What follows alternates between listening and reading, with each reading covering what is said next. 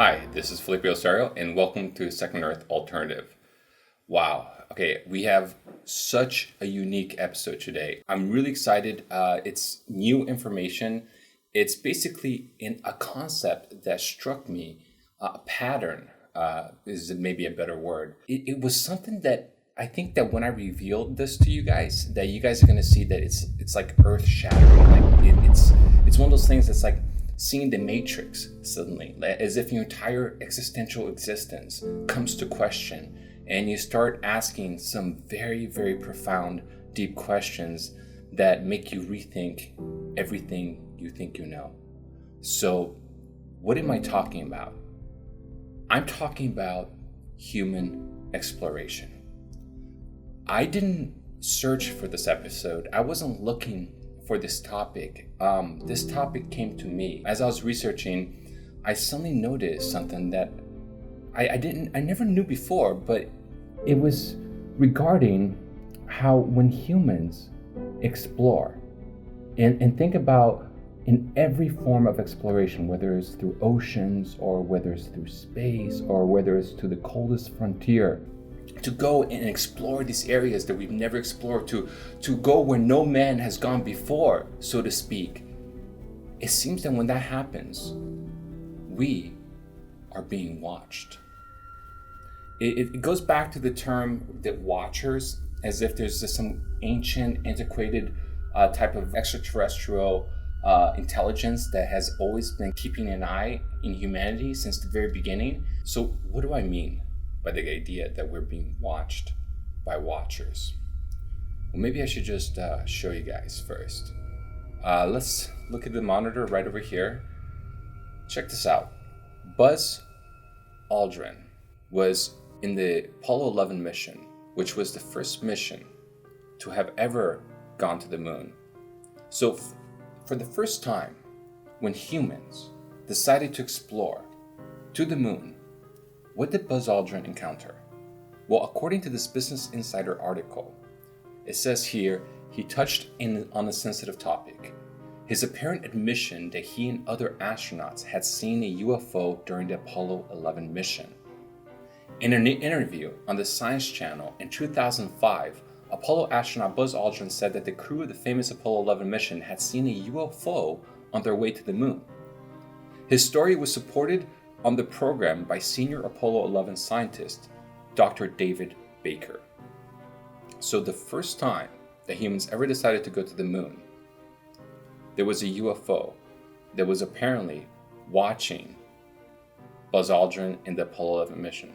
Now, many of you might think, Buzz Aldrin went back on his statements, or he kind of backtracked and said, it was just a UFO, which means it was unidentified. It doesn't mean it's alien spacecraft. Well, if you really believe that's what he believes, let me show you another clip and tell me what you think about this regarding Buzz Aldrin.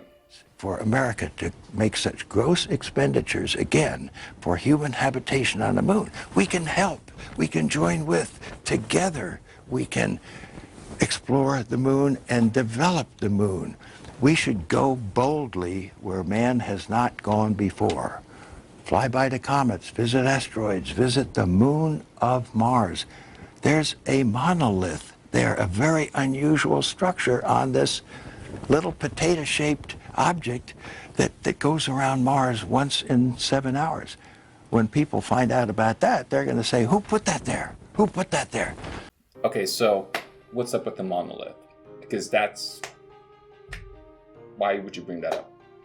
So I think Buzz Aldrin is just being pressured not to talk about it, but the fact is, when he went to the moon, it seems very obvious by him, it seems very obvious by Dr. David Baker, who is a senior Apollo 11 scientist, that they saw something extraordinary.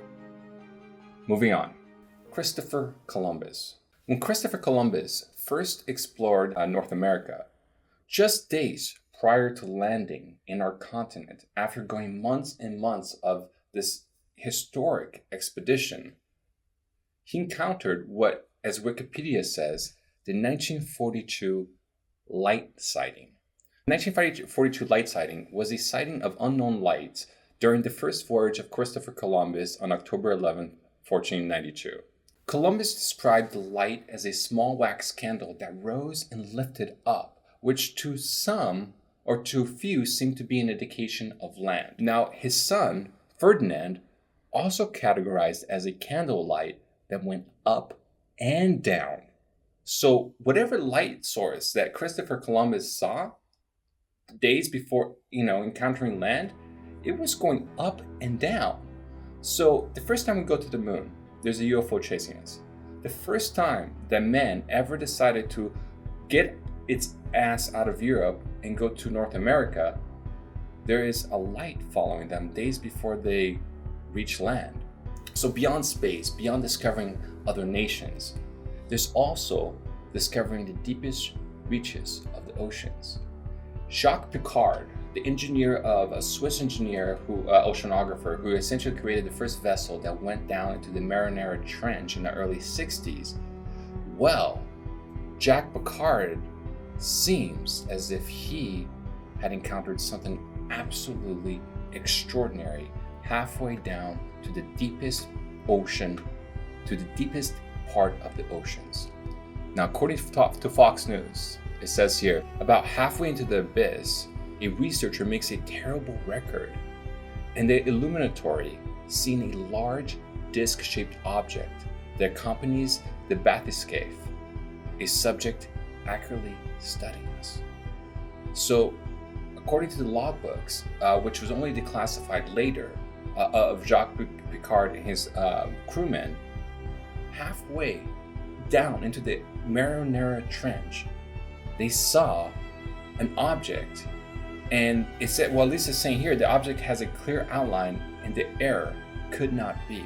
So according to these crewmen, they not just spotted a disc, but it was unequivocally something that could not be an error. So whereas most of the time we can say, oh, it's unidentified, apparently whatever they saw in the middle of the Mariana Trench, halfway down, they knew was not biological, they knew was probably not man-made.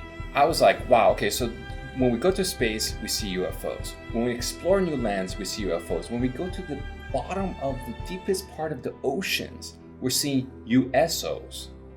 And then there's this one case that I never heard of before, the Russian Baikal Lake. Now, according to here, it says here, in perhaps the most compelling accounts, military divers in Siberia's Lake Baikal, the world's deepest lake, encountered a group of humanoid creatures dressed in silvery suits at a depth of 160 feet. 3 humans died during the ensuing chase. Okay, so this came from declassified files from Russia that were declassified, I think, in 2009.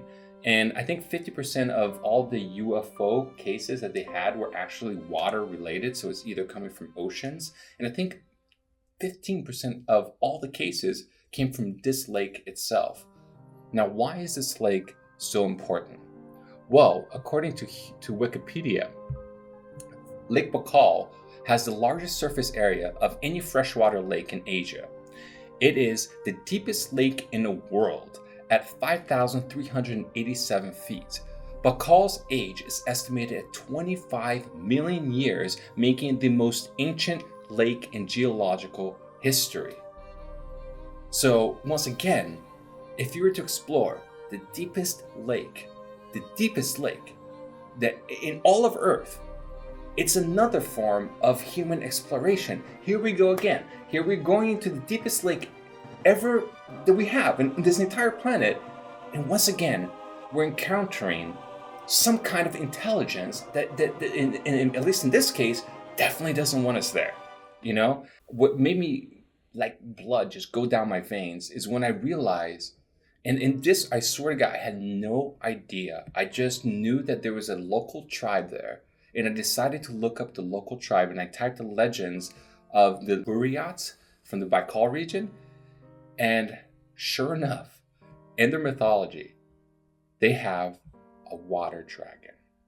And it says here, there's a myriad of mysteries to be found at Lake Baikal. One of these is the alleged presence of a mysterious lake monster, long featured by locals.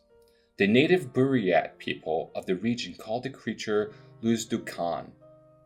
which translates to water dragon master, and is said to resemble a giant sturgeon with a prominent snout and armored plating along the back. In modern times, there are occasional reports from fishermen of the elusive creature breaking the surface or seeing huge black shapes soaring through the crystal clear water below. Early Chinese explorers of the lake, which they called the North Sea, also reported seeing these beasts, which they called gods of the lake and dragonfishes. So the Chinese explorers are seeing creatures in this lake. The local tribes people are seeing creatures in this lake. And now we have files that are being declassified by the Russian government talking about cases where when they tried to explore the deepest lake of Earth, they saw humanoid-like creatures with silvery suits. Now, if you guys have done any studies on reptilian creatures, you know that reptilian creatures are oftentimes described as dragons.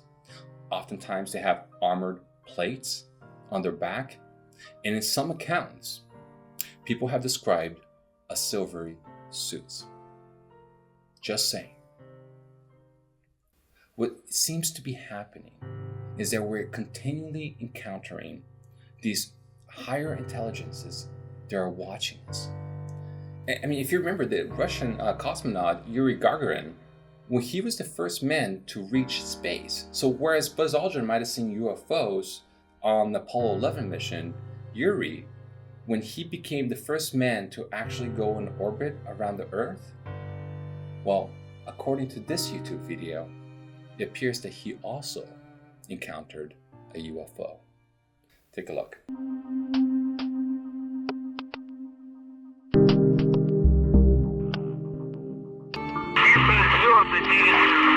Как проходят звезды. Как проходят звезды. Очень красивое зрелище. Продолжается полет в тени Земли.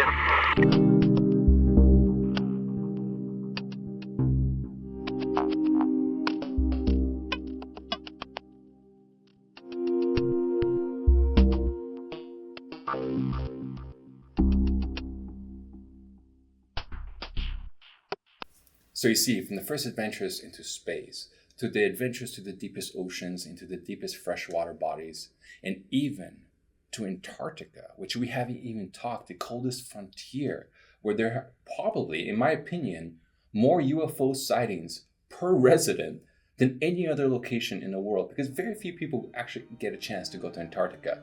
However, the amount of UFO sightings that have come out of that continent is absolutely staggering. So, what's going on? Are we just pawns in some larger cosmic prison planet game? Is it true that every time we decide to explore and just shed our skin and go to where no man has gone before, that there's always something or somebody that is watching us? What does this mean? What does it mean that humanity can't go anywhere without being looked at? And this is the topic that I wanted to finish this conversation with. Are we living in the Matrix? And to what degree and to what layer does this Matrix exist? Recently, Michio Kaku was discussing the idea that the universe should not exist, according to the idea that when the black hole first ignited, that there was perfect symmetry between mass and antimatter. In other words, everything should have been annihilated on the spot, but somehow it was not. And somehow asymmetry in the universe exists. And beyond the asymmetry of the universe, there's also this interesting article that I just encountered, and I'll just put it up here on the monitor for you guys to see. It says here, oldest supermassive black hole, 80 million years times bigger than the sun, is found, but it shouldn't exist. So, according to the laws of physics, we shouldn't exist. According to the empirical observation of this black hole, it should not exist. And it seems that everywhere that we try to explore, we're being watched. And this is the main idea that I really wanted to drive in this episode. Are we really free? If you think so, vote yes. If not, vote no. Thanks for joining me. This is Felipe Osorio, signing in.